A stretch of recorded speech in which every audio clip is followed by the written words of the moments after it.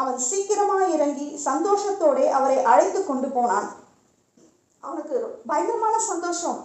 இவ்வளோ நேரமா அவன் இயேசுவை பார்க்கணும், அவர் கூட பேசணும் அப்படின்னு எதிர்பார்த்துட்டு இருந்தான். அவரை பார்க்க முடியுமா, அவர் என் கூட பேசுவாரா, அவர் என்னை ஏற்றுக்குவாரா அப்படின்ற ஒரு தயக்கத்தோட ஒதுங்கி நின்றுட்டு இருந்தான் அவன். ஆனா அவனை இயேசு பேர் சொல்லி அழைத்து, வா சீக்கிரமா வா, உங்க வீட்டுக்கு போகலாம் அப்படின்னு சொல்றாரு.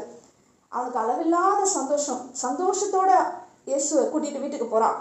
அதே சமயத்துல அவனுக்கு சில குழப்பங்களும் இருந்திருக்கும்ல.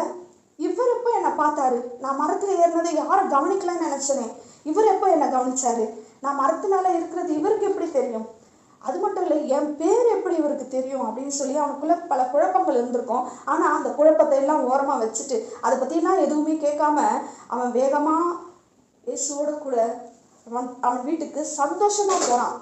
யாரை நான் பார்க்கணும்னு வந்தேனோ அவர் என்ன பார்த்தாரு,